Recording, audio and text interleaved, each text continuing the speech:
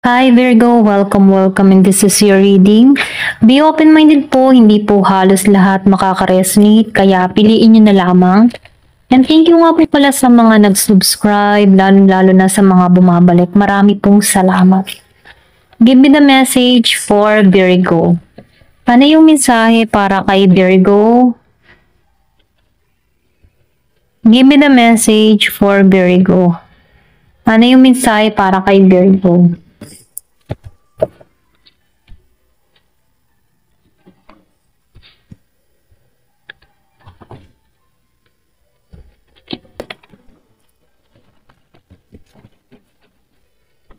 Give me the message for Virgo.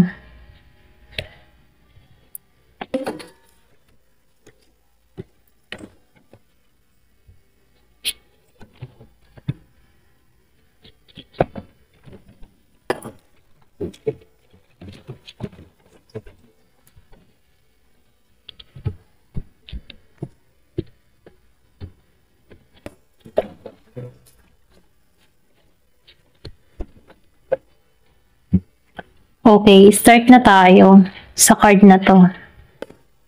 Meron ditong sincere relationship and control. Okay? So, nakikitaan ko dito, no? Yung iba sa inyo, kung meron kang hinihiling dito, no? Meron parating dito na sincere relationship. Siya yung tipo ng tao na katulad mo. Okay? Kumbaga rin nagpapahiwatig na kabiak mo. Okay? So, nakikitaan ko dito yung paglago, pareho kayo ng landas na tinatahak, pareho kayo ng healing, okay? So, nakikitaan ko dito yung transformation, pareho kayong lalago dito. Pareho kayong magiging maayos, masaya at masagana. Pwedeng hinihiling mo na to, or pwedeng sabihin, ito yung ma-attract mo. Pwedeng twin flame mo or soulmate mo, yung parating dito, no? Kumbaga itong tao na ito, merong kaibahan sa inyong dalawa. Ito rin nafe-feel ko, no? Yung iba sa inyo nasa malamig na klema or pwede rin may ibang lahi to. Okay, ibang lahi. Nakita ko dito na siya yung tipo ng tao na spiritual, okay? Or pwede rin sabihin, gising siya sa spiritual, ano? Meron tong matibay na pundasyon dito, okay? So, nakita ko dito nakatuon to sa'yo. Ito lang yung nakikita ko. Control. So, nakikita ko rin dito yung iba sa inyo, malaya ka. Malaya kang gawin yung mga bagay na gusto mo. Or pwede rin sabihin na papunta ka sa pagtayo, gano'n. Or pag-akyat. Or pwede rin sabihin sa paglipad ng mataas. Dito ka patungo. Para kang agila, no? Kumbaga, ikaw yung tipo ng tao na malawak yung natatanaw. Or pwede rin sabihin na pagdating ng araw, malawak ang iyong matatanaw. Pwedeng pag-ari-arian, yung mga ganon. So, nakikita ko, ari-arihan, malawak ang matatanaw mong ari-arian. So, nakikita ko rin dito, aakyat ka sa tagumpay. Kasi hindi ka nawawalan ng pag-asa dito. Okay? Meron ditong mensahe na sinasabi sa'yo, magpatuloy ka lang, huwag kang susuko, no? Kasi makakamit mo tong between. So, nakikita ko rin dito, meron pa ditong mga lihim na hindi pa isinisiwalat sa'yo. Pero ganun pa man, ano, dito ka patungo, nagpapahiwatig. So, nakikita ko dito, kung meron kang makikita na maraming ibon, okay? Lalo na mga puting ibon, na pag nagpapahiwatig ito, na merong magandang mangyayari, or merong malaking pagbabago na naghihintay sa'yo. Okay? Kumbaga, control mo ang lahat. Maybe yung iba sa inyo, meron kang business or pwede rin sabihin na meron kang nasasakupan, okay? Meron kang mga inuutusan. Ito lang yung nakikita ko. Yung iba sa inyo merong kumbaga, kilala sa lipunan, okay? May control, ganyan. The Rider. Parang rider, no? Control mo din, okay? Ikaw yung nag-uutos. Ikaw yung gumagawa, kumikilos, ano? Ikaw yung isip ng lahat. Parang ganun, ano? Kumbaga sa boss, ikaw yung nagpapasya. Ganun yung energy mo, no? So, nakikita ko dito, marireceive mo yung tagumpay na inaasa mo. Meron kang makakamit dito. Kumbaga, ikaw yung tipo ng tao na goal-oriented, ano? Hindi ka madaling sumuko. Once na meron kang ginusto, gagawin mo. Okay? So, nafe-feel ko dito na magtatagumpay ka. Kung ano man yung larangan ng trabaho mo, larangan sa pag-ibig, o kahit ano pa man, meron ditong tagumpay. So, nafe-feel ko dito, ikaw yung mangunguna. Ayan. The letter and the hourglass. So, nakikita ko dito natakbo yung oras, or pwede rin meron kang hinahabol na oras. Okay? Yung iba sa inyo meron kang sulat na marireceive or pwede rin balita. Or meron kang mga iniintay na dokumento, Pwede rin matagal mo na itong iniintay kasi meron ditong natakbo yung oras. Pero ganun pa man, nakikita ko dito na marireceive mo to, okay? Kasi mapagtatagumpayan mo to. So, kung meron kang mga iniintay na tawag na tao or meron kang iniintay na dokumento, letter, or papeles, nafe-feel ko dito na magtatagumpay ka dito. Okay? O, pwede rin pera. Meron kang iniintay na pera. Okay? So, nakikita ko dito natakbo yung oras eh. Maybe, pwedeng sabihin natin na ilang buwan, merong magaganap sa'yo, sorpresa. Okay? Pwedeng ilang buwan, ilang linggo, meron kang marireceive na sulat dito. Pwedeng balita, or pwedeng sabihin natin na sign, sinyales, okay? Ito lang yung nakikita ko.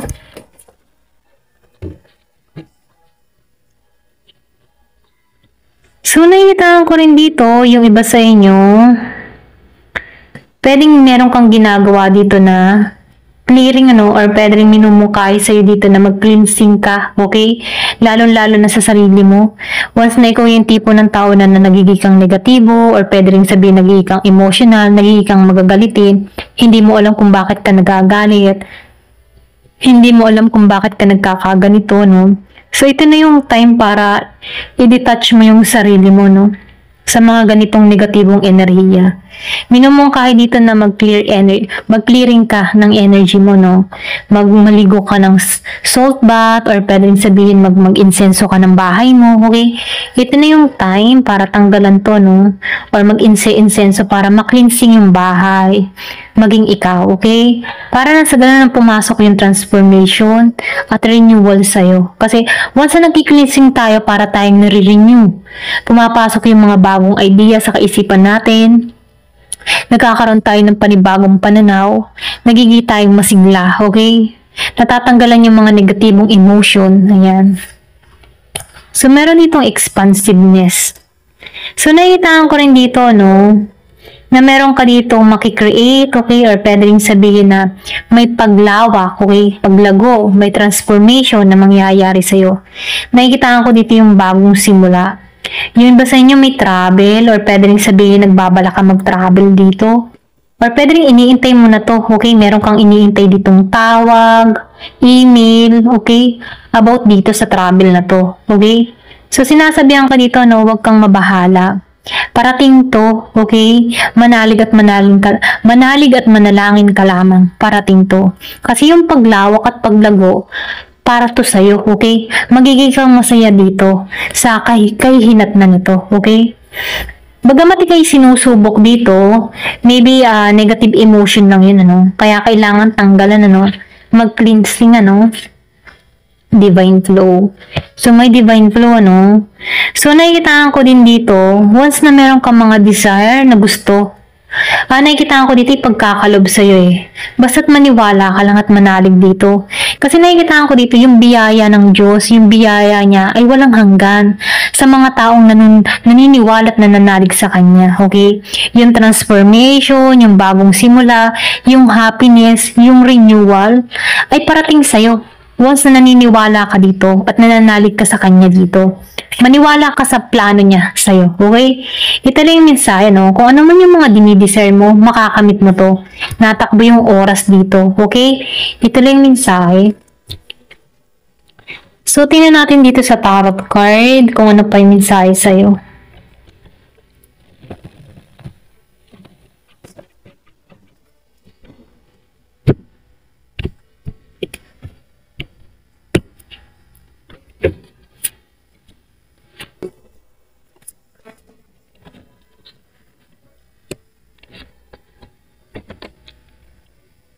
So, nakikita ko dito, Yung iba sa inyo yung iba sa inyo nakakaranas ng hindi siya balanse, okay?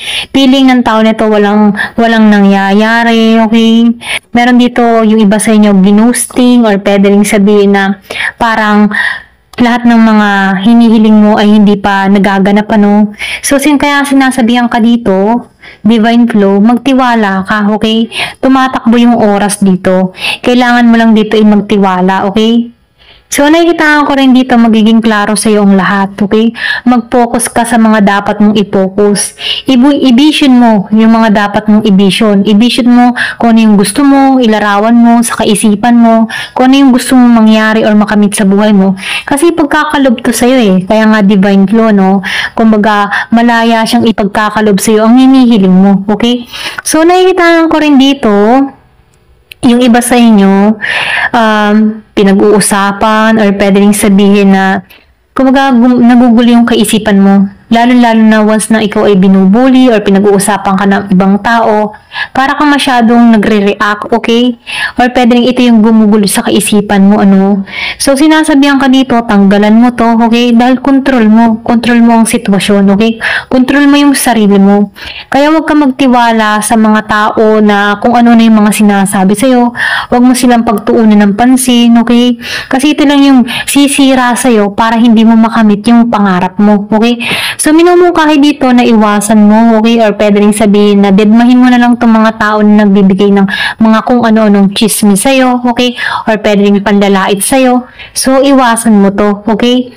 So, nakikitaan ko rin dito, jealous lang itong mga to sa'yo or pwede rin sabihin naiinggit sa'yo. Kasi nakikitaan ko dito na mayroong pagbabago na mangyayari sa buhay mo. May transformation. Yung iba naman sa inyo may travel, okay? So, nakikitaan ko rin dito, yung iba sa inyo, may pagbabalik or pwede rin meron kang tao magbabalik sa buhay mo, okay? Kumbaga itong tao nito, nakikitaan ko dito, may postpone lang or pwede rin meron nagka-agrabya or may problema, pero nakikitaan ko dito na may magbabalik sa'yo. Kung meron ka mang iniintay ditong tao, sulat, mensahe sa tao na to, magme-message to, medyo na postpone lang or pwede rin sabihin na meron dahilan kung bakit hindi siya nakakapag-chat sa'yo, nakakapag-message sa'yo, no? So sinasabihan ka dito, huwag ka mag-isip ng mga kung ano-ano, okay? Ito lang yung mensahe, no? Kasi nakikita ko dito na meron ditong parating sa'yo. Nakikita ko rin dito na merong ideas na parating, okay? So, meron ditong pagbabago na parating, i-allow mo lang yung sarili mo, okay?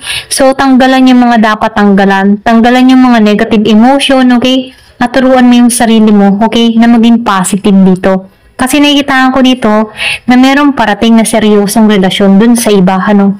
Ito lang yung nakikita ko. Medyo delay lang to, pero parating to. Maybe, yung iba sa inyo na delay kung meron kang kausap o meron kang ka-LDR, ano, na nasa ibang bansa, medyo delay lang ang pag-uwi nito. Pero nakikita ko dito na parating to, okay? Ito lang yung mensahe. Ayan. Thank you for watching and love and peace.